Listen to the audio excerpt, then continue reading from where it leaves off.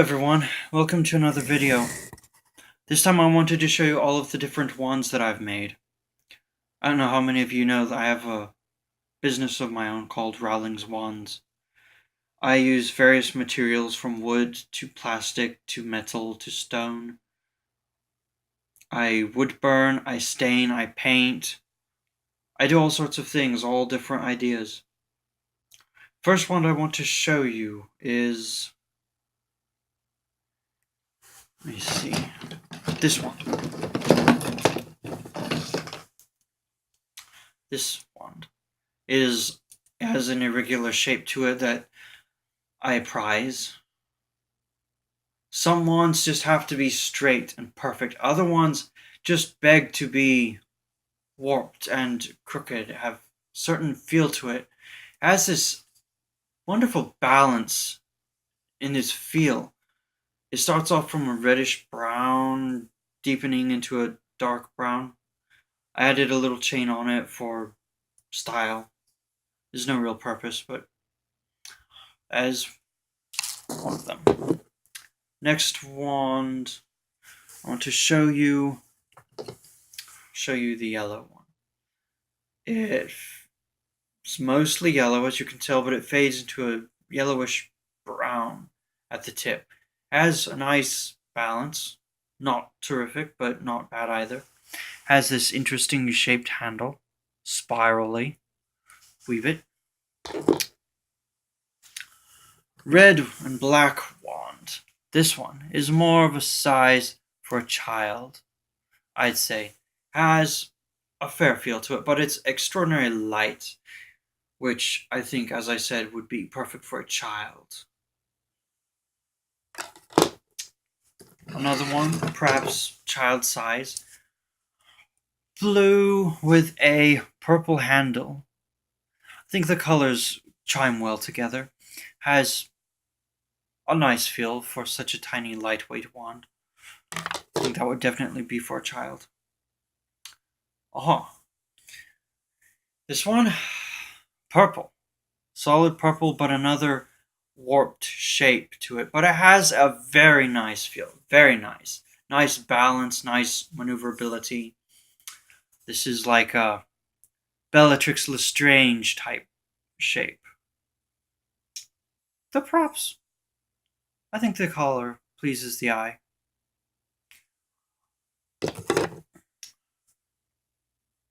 And another Harry Potter inspired idea. Alright, as everyone knows, all those who are acquainted with me, I am a Slytherin. Slytherin brings about the idea of Death Eater. Well, here's a Death Eater's wand. I added a skull and skeleton, apart from the arms and legs, of course. It has a nice feel to it. It's solid black, nice balance, nice weight, good maneuverability. Though I think I'll need to paint him up a little bit. He's got a little bit of chipping on him. Oh, yes. One of my first wands is black with dark blue to it. I call this the TARDIS wand because, of course, anyone who watches Doctor Who will know what I mean. I made this in honor of my dear wife, who's avid fan of Doctor Who, watches it religiously. And here's another wand. This is a more recent wand I made. This is from a branch someone found from outside and said, hey, look, this would make a perfect wand. It's like a reddish brown with dark brown graving inside the handle. It has a very good feel to it, even though it's a bit short, but some wands are supposed to be short. It has a really good feel to it, really good swoosh and flick sort of feeling. Another wand. This one I made not too long ago. I actually used a chopstick for the stem of it and glue from a glue gun to make the shape on the handle. Spiraling, light luminescent blue.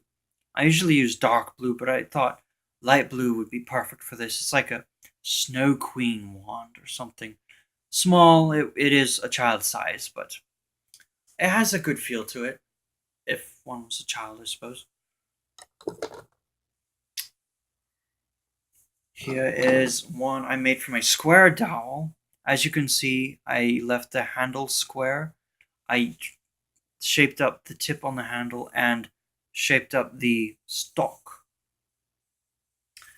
Each side of the handle has a runic engraving that stands for truth, honor, durability, and knowledge. Has a really good feel. Instead of using paint on this one, I used wood stain.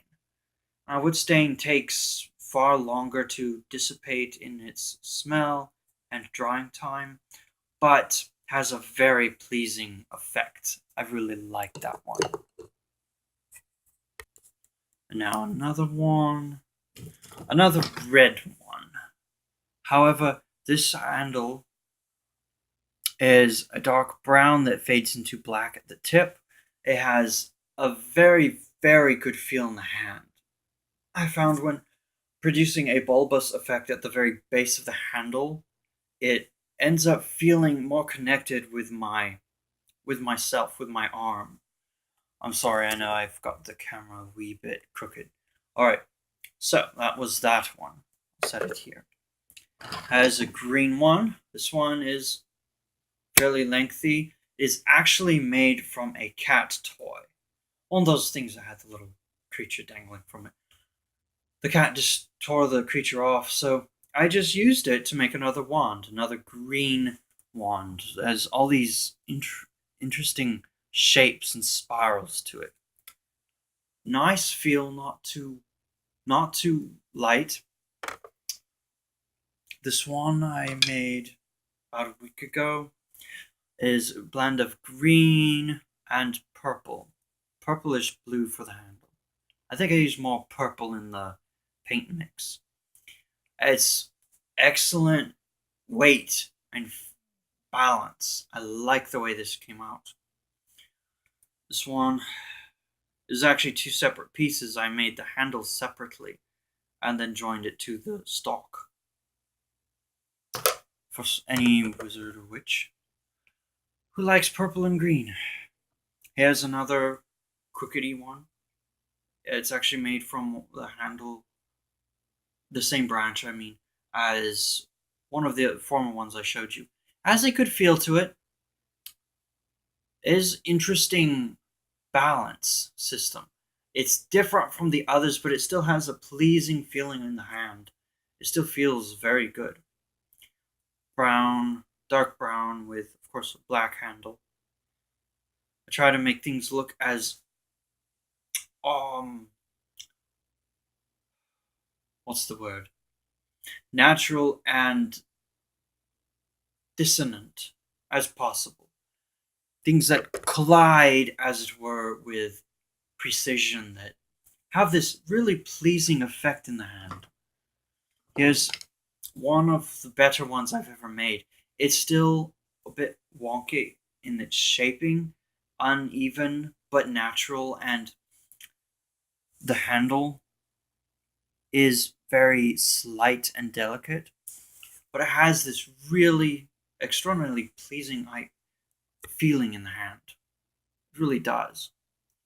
It's got its balance system all. It's one of the better ones I've made. Sometimes you may start off with a perfect piece of wood, and for some reason it just doesn't work well. Whereas you will start off with something a bit wobbly that will actually turn out very, very well. Here's green and silver. The handle is a little more ornate, but still offset and interesting feeling. It does feel well in the hand, but it does need a little work, I think. It has this very light feeling that's, in a sense, working for me right now, but I think there's something lacking to it, and I will need to work on this one a bit more. Wee bit more. This one, solid black, curved. Handle is very interesting on this one, unlike other ones I've done before.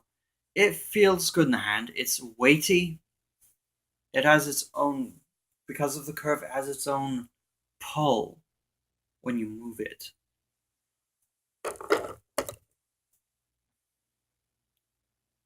This is probably the first wand I ever made. Child size, definitely.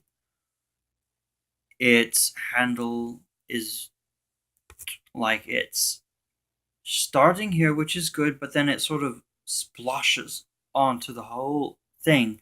It doesn't have any sense of weight, any sense of balance. There's literally, this wand is a very bad one. The first one I ever did, yes, but I've only a great deal of work on that one. And this one, another chopstick, therefore child size. It is all wood stained. I like the weight on this handle. This does have a good feeling, though it's very lightweight. It does have a good feeling to it, pleasing to the hand. I'll show you this one. This one starts off with a reddish brown that fades to darker brown with a silver handle. I like the feel to this one because it's thicker than the others. It's weighty and it has a good pull to it. When you cast it from you, it has a pull to it as if it would push energy from your arm out. And that's what you want from a wand. Whether it's the kind that are crooked or straight, anything. You want a good pull to it. Here's another one of my originals, another chopstick wand. It has a better handle and the features here and there. It has a good feel in the hand. So I think any child would like this one. I'm pretty certain. The children I know that from amongst my family, my adopted family, my married-in family, they love the ones that I've made them, which I do not have to show you in the video, but they love the ones that I have made for them. This one was in a scabbard. It's a longer one. As you can see, it has a wobbly shape here. Its handle, it is completely wood stained. I would call this more of a Viking type wand, if the Vikings ever used wands. It has a good pull to it, basically like what a fishing pole would have. You have this cast feeling. That's what I strive for in my wands. And I don't always achieve it, but I try my best for it. Yes, this is one of my favorites. Basically giving that to my wife because she's Odinist lady. Here's another one that started from a square dowel. I like the shaping on this where I left square, square, square, but rounded it here, here, and of course the stem. The one bind rune that you see on this is a Viking bind rune that symbolizes complete protection and power over your enemies.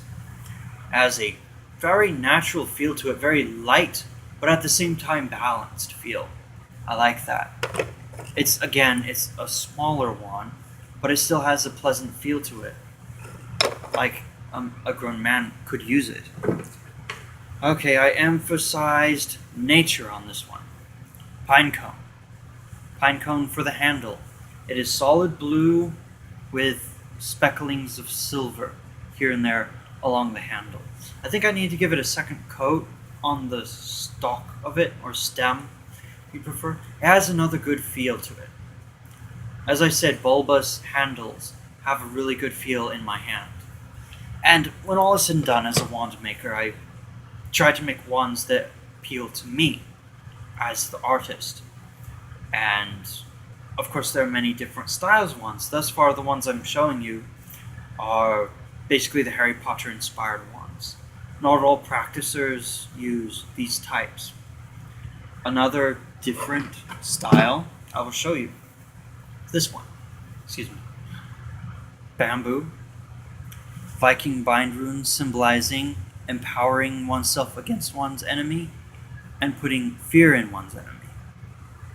As green semi-precious stone at the head. It's another caster. And again, as I said, bulbous handles, but the reverse is also true. If you have something of weight at the head of it, it has a pull to it. When you cast your power, you push it from you, and the stone weight makes it want to do that in your hand. And that's a prize among my wands.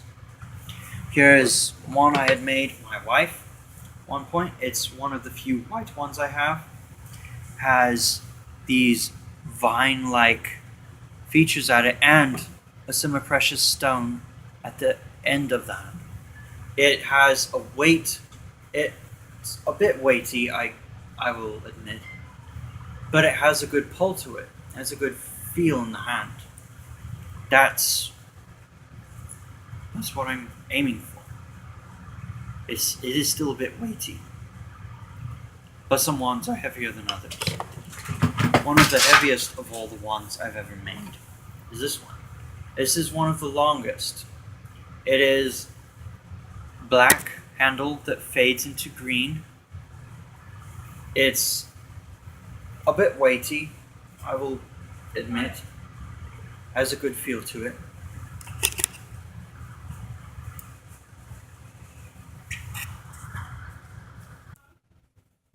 And as if perhaps with the handle I need to make a little more of a bulbous effect. I'll show you at the end of this video my personal wand and you'll see what I'm talking about. Remember this one. Next, this is my wife's official wand. I've made her. Black. Blue handle though. You see the intricate shape on the handle. What I have made. This has an excellent feel to it. Has an excellent pull and balance. I like the effect I got on this. This was, I think, the first of all ones that was ever able to achieve something like this, where I have to cut into the wood only so far, and the same here. This was the first I was ever able to achieve that on. This one is a rather large wand. It's another one of the gem at the end. Crystal, by the way, which I have made. I wrote my own initials in the runes and a bind rune symbolizing power. It's a long piece of bamboo. This is a ceremonial scepter wand. I suppose scepter wand would be the phrase I'd use for it. Glad I came up with that just now. I'm considering painting the wand, but at the same time I'm thinking it might be best left natural. Another ceremonial wand. Silver spiraled stem. Green gemstone at the tip of it and at the end of the handle. This one has a good balance, it really does. It's rather lightweight for what it looks like, but it does have a good pull and balance and everything. I like this one. This one turned out very well. Told you at the end of this video I was going to show you my personal wand. Again, black handle that fades into green. You see the shape on the handle. That bulbous appearance has an excellent feeling in the hand, an excellent casting force, pull and push that is literally the most important thing to my wands. Has this perfection I have gone through many wands myself, trying to find a perfect wand, and I've officially found it in this one. That is my wands. That is, thus far, what I've shown you, apart from the ones that belong to my wife and myself. These ones are for sale.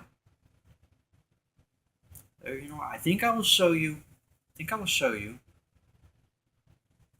The rod that I made just recently. I'll be right with you.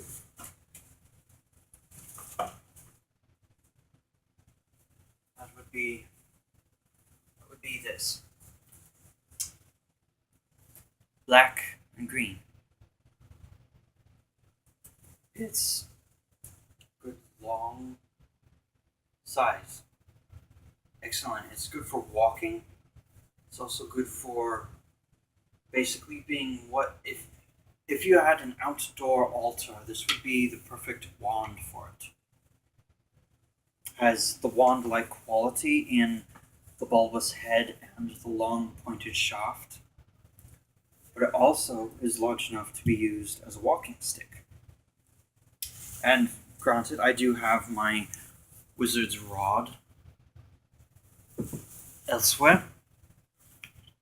That may come into play in another video later. But for now, I want to show you all things that apply to my wands, and I thought I should include this. So, that's what I have. That's what I make. Indeed, I can safely say that making wands is my favorite pastime. It's literally fun. It's productive. It's a creation of something that applies directly to me. My magical tradition, my magical way of life is centered around wands and interesting clothes, as you can tell from the hat and the robe and everything else. So I think that'll be all for this video. And until next time, I'll say hail and farewell.